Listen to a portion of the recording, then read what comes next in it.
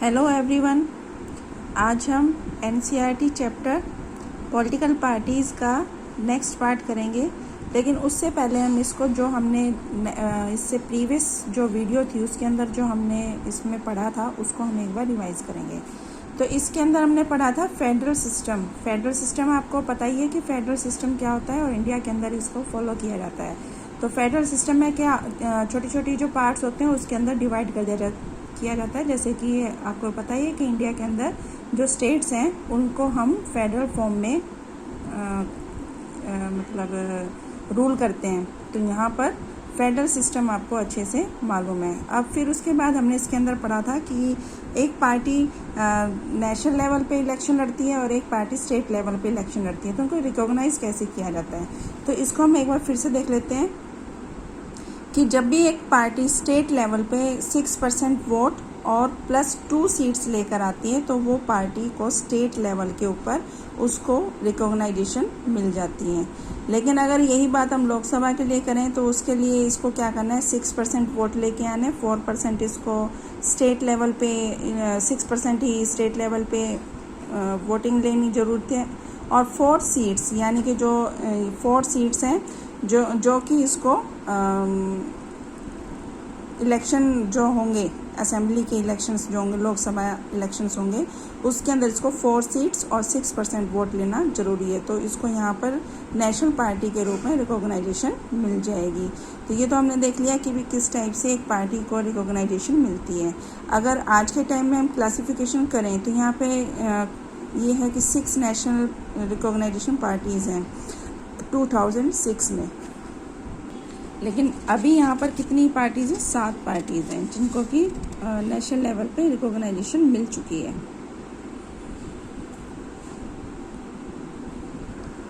तो first party हमारे यहाँ पर इंडियन नेशनल कांग्रेस INC, इसको हम popularly known as the Congress party के नाम से भी जानते हैं। फाउंडेड इन 1885, सबसे पुरानी पॉलिटिकल पार्टी है जो कि 1885 में, यानी कि कंट्री आज़ाद होने से पहले ही 1885 में इसका गठन कर दिया गया था, यानी कि इस पार्टी का फॉर्मेशन हो गया था।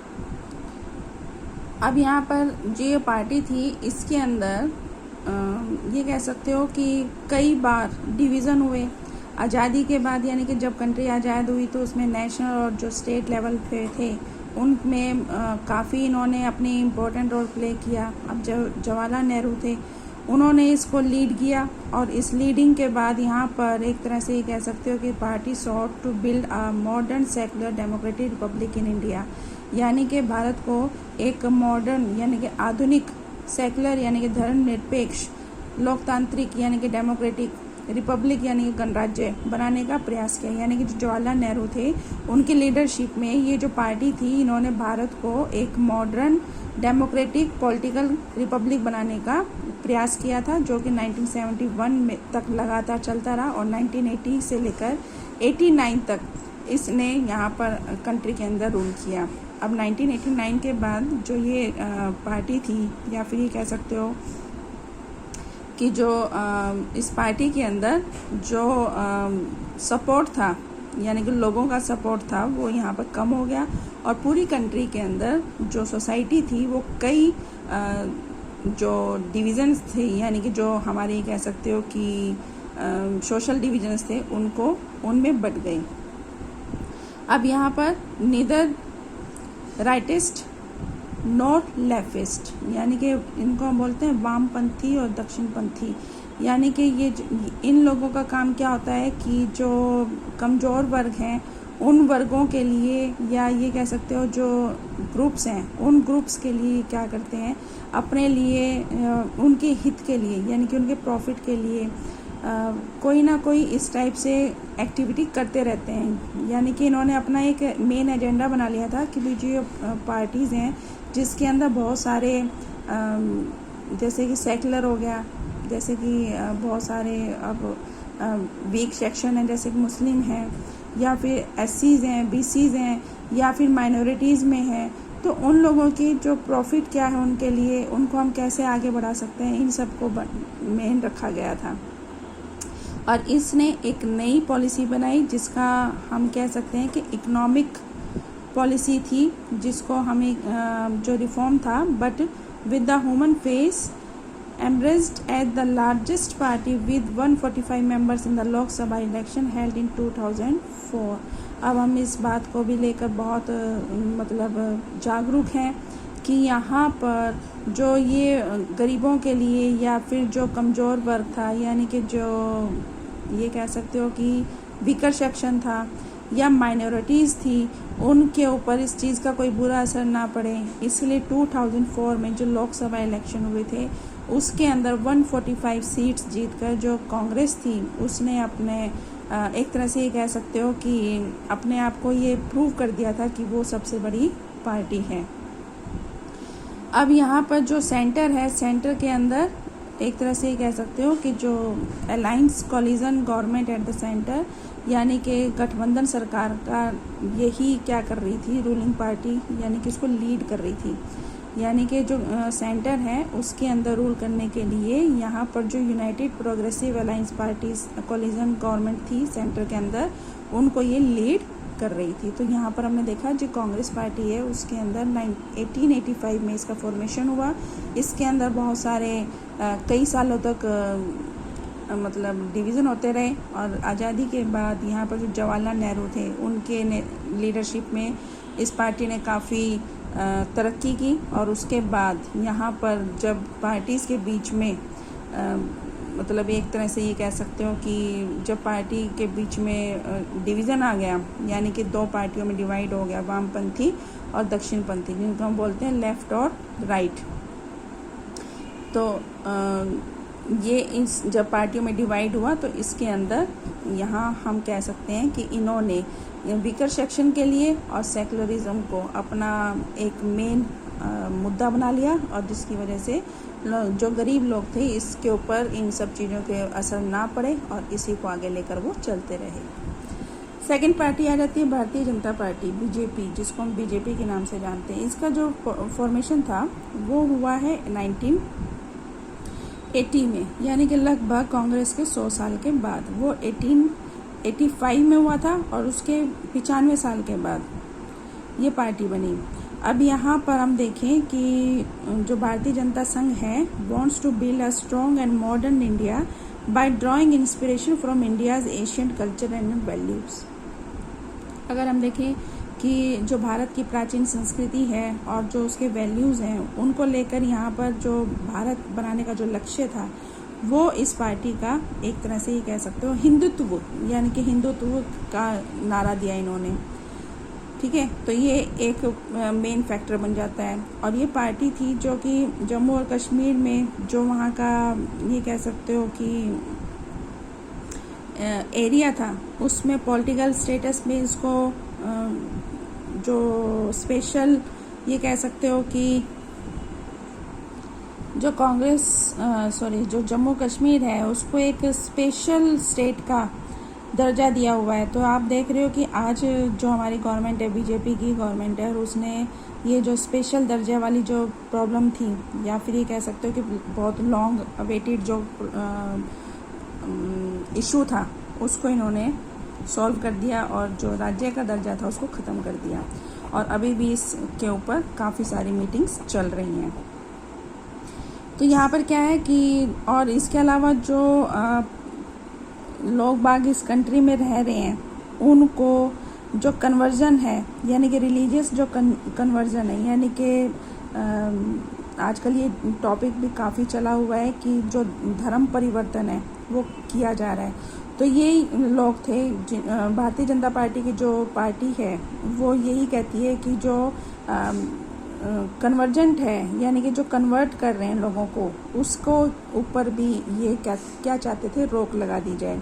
और 1990 में 1990 में यहाँ पर जो ये इन्होंने दो इश्यूज़ रखे थे कि भी एक तो ये कह सकते हैं कि जो धर्म परिवर्तन किया जा रहा था, दूसरा जम्मू कश्मीर को जो विशेष अधिकार प्राप्त था, इन सब को लेकर यहाँ पर जो 1990 में इलेक्शन हुए उसके अंदर इनको काफ़ी सारा ये कह सकते हो कि सपोर्ट मिला, और बहुत सारे जो पार्ट्स थे जैसे कि नॉर्थ में और वेस्ट में, तो यहाँ पर रहने वाली जो पार्टी थी, अब साउथ में भी, ईस्ट में भी, और ईस्टर्न कंट्री जो पार्ट था उसमें भी, यानी कि यहाँ कह सकते हो कि हर एरिया में जो ये पार्टी थी वो क्या होने लगी थी, काफ़ी लोगों मतलब ये काफ़ी इम्प्रेसिव हो गई थी, और रूरल एरिया में भी इनका अपना एक स्टेटस बनने लगा था, एक पहचान बनने लगी थी। और यहाँ पर हम देखेंगे कि जो 1998 था उसमें ये national democratic alliance including several states and regional parties, अगर हम देखें 1998 में ये पावर में आई और इसकी एक पहचान बनी जो कि गठबंधन के नेता के रूप में यहाँ पर ये इसमें स्टेट में और लोकसभा जो एरिया था प्रांत का, उसमें ये जो पॉलिटिकल पार्टीज़ थी, ये रीजनल पार्टी स्टेट लेवल पे ये पार्टी यहाँ पर शामिल हुई। 2004 में यहाँ पर ये पार्टी हार गई, और जिसकी वजह से इसको लोकसभा में अपोजिशन पार्टी के रोल में बैठना पड़ा। यानी कि रूलिंग पार्टी और अपोजिशन पार्टी, दो पार्टीज होती हैं। रूलिंग पार्टी जो रूल करती है, कंट्री को चलाती है, शासन चलाती है, और अपोजिशन पार्टी जो कि उनकी पॉलिसीज़ के ऊपर नज़र रखती है। तो 2004 में जो बीजेपी थी वो हार गई और उसने लोकसभा में अपोजिशन का रोल प्ले किया। नेक्स्ट पार्टी आ जाती है बहुजन समाज पार्टी, बीएसपी।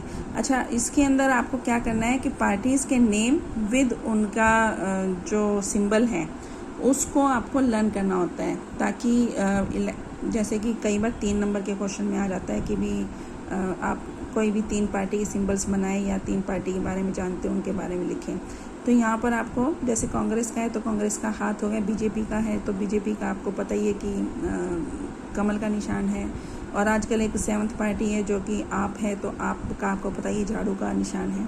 तो इस टाइप से बहुत सारी पार्टीज़ हैं जिनके बारे में आप लिख सकते हैं। तो उसमें नेक्स्ट पार्टी आ जाती है बहुजन समाज पार्टी, बीएसपी। अभी आपने देखा भी है कि इससे रिलेटेड एक इससे मिलती जुलती एक पिक्चर भी बनी है, ठीक है। तो बीएसपी जो काशीराम थे, इनकी लीडरशिप में 1984 में इसका फाउंडेशन हुआ, यानी कि फॉर्म हुई बहुजन समाज पार्टी। इसके फुल फॉर्म है बहुजन समाज पार्टी, जिसके अंदर दलित, आदिवासी, ओबीसी एंड रिलीजियस माइनॉरिटीज़, यानी कि इसके अंदर दलित थे, आदिवासी थे, पिछड़ी जातियां थी, और जो माइनर में थे यानी कि बहुत सारे लोग जो बहुत धार्मिक तौर पे कम थे, उन लोगों को इसके अंदर शामिल किया गया। जो पार्टी थी draw inspiration from the ideas of teaching of Sahu Maharaj, Mahatma Phule, Periyar, Ramaswamy Naicker and Baba Saheb Ambedkar. अब यहाँ पर जो पार्टी थी उसमें साहू महाराज, महात्मा फुले, पेरियार, रामास्वामी नायकर और बाबा साहब अम्बेडकर के जो शिक्षाएं थी, जो विचार थे, उनको यहाँ पर क्या लिया गया, उनको यहाँ पर एक तरह से कह सकते हो कि उनके प्रेरणा ली गई। उनको मतलब यहाँ पर अपनी जो पार्टी थी उनको उसके अंदर शामिल किया गया। अब जो दलित थे या फिर जो वीकर सेक्शन था, उनके कल्याण के लिए, उनकी जो वेलफेयर के लिए यहाँ पर बहुत सारे मुद्दे उठाए गए। और इस पार्टी के अंदर जो मेन कह सकते हो उत्तर प्रदेश के अंदर ये पार्टी है, जिसके अंदर मध्य प्रदेश, छत्तीसगढ़, उत्तराखंड, दिल्ली, पंजाब और ये सारी जो पार्टी हैं यहाँ पर काफ़ी पावरफुल है। अलग अलग पार्टी हैं, पार्टी से अलग अलग टाइम पे यहाँ पर इनको सपोर्ट मिलता रहा, और जो उत्तर प्रदेश है उसमें इन्होंने 3 बार अपनी सरकार बनाई। 2004 में जो लोकसभा के इलेक्शंस हुए थे उसमें करीब इनको 5% वोट और 19 सीटें मिली थी, जिसकी वजह से ये जीत गए थे। तो इसमें हमने पढ़ा है पहले कि इसको 6% वोट और 2 सीट मिलनी चाहिए। तो अब यहाँ पर इनको 19 सीट्स मिली हैं, तो इसका मतलब तो ये मेजॉरिटी नहीं आई है, ठीक है। नेक्स्ट पार्टी है communist party of India, Marxist CPIM यानी कि भारतीय कम्युनिस्ट पार्टी मार्क्सवादी। मार्क्सिस्ट का मतलब मार्क्सवादी। तो मार्क्सवाद, लेनिनवाद, अगर हम इनको डिटेल में पढ़ेंगे तो काफ़ी ये आपका सिलेबस नहीं है। तो इसके अंदर जो मार्क्सवाद है, लेनिनवाद है, उसके अंदर देखेंगे तो जो हमारा सोशलिज्म है, सेकुलरिज्म है या डेमोक्रेसी है, इन सब का ये क्या करते थे, समर्थन करते थे। यानी कि ये कहते थे कि यहाँ पर ये क्या होनी चाहिए, ये चीज़ें मेन होनी चाहिए। तो इन्होंने यहाँ पर जो अपोज किया था कम्युनलिज्म का, और उसके बाद इन्होंने जो इम्पीरियलिज्म था यानी कि साम्राज्यवाद और सांप्रदायिकतावाद, इन सब का इन्होंने क्या किया था, विरोध किया था। और जो ये पार्टी है भारत के अंदर यानी कि इंडिया के अंदर enjoy strong support in West Bengal, Kerala, Tripura, especially among the poor। अब यहाँ पर हम देखें कि यहाँ जो ये पार्टी थी, इन्होंने केरल, बंगाल और त्रिपुरा में यहाँ पर जो हमारा एक तरह से कह सकते हो कि यहाँ पर बहुत गरीब लोग रहते हैं, गरीब लोग हैं, वर्कर हैं, कारखानों में मजदूर करने वाले हैं या फिर खेतों में काम करने वाले हैं, लेबर के रूप में, एग्रीकल्चर लेबर के रूप में कर रहे हैं। एंड इंटेलिजेंसिटिया यानी कि एक तरह से ये कह सकते हैं कि बुद्धिजीवों के बीच में इनकी एक अच्छी पकड़ होने की वजह से यहाँ पर ये काफ़ी फैली फूली। अब यहाँ पे क्या होता है कि इस पार्टी ने जो यहाँ पर capital and goods into the country, foreign capital यानी कि जो सामान आता था यानी कि आना जाना होता था, पार्टी ने जो कंट्री के अंदर पैसा और सामान को ये कह दिया कि यहाँ पर ये क्या होगा, मुफ्त में आएगा। यानी कि परमिशन दे दी कि यहाँ पर कोई भी इनके ऊपर कोई ड्यूटी चार्ज वगैरह नहीं लगेगा। यानी कि ये जो न्यू इकोनॉमिक पॉलिसी थी उसके ये क्या थे, खिलाफ थे। Has been in power in west Bengal without a break of 30 years. अब यहाँ पर वेस्ट बंगाल में लगातार 30 सालों तक इन्होंने क्या किया, अपना रूल किया। और 2004 के इलेक्शन में करीब इनको 6% वोट और 43 सीट्स हासिल हुई। ये हम पहले ही पढ़ चुके हैं कितनी सीट्स मिलनी चाहिए। अब यहाँ पर इस पार्टी का जो सेंटर था यानी कि सेंटर में यहाँ पर सरकार का बाहर से इनको क्या मिल रहा था, सपोर्ट मिल रहा था, और इस तरह से ये सरकार में शामिल नहीं है। लेकिन यहाँ हम कह सकते हैं कि ये मेजॉरिटी में इन्होंने अपनी स्टेट लेवल पे अपना काम किया है। इस पार्टी ने अभी जो सेंटर है उसके अंदर सरकार के बाहर से इसको क्या मिल रहा है, सपोर्ट मिल रहा है। Currently supported the UPA government from outside, UPA government में यानी कि इसको बाहर से इसको अभी सपोर्ट मिल रहा है, लेकिन अभी तक ये विदाउट ज्वाइनिंग द गवर्नमेंट, ये लेकिन ये सरकार में अभी शामिल नहीं है। नेक्स्ट आ जाता है कम्युनिस्ट पार्टी ऑफ इंडिया। ये हम नेक्स्ट वीडियो में करेंगे, नहीं तो वीडियो काफ़ी लंबी हो जाएगी।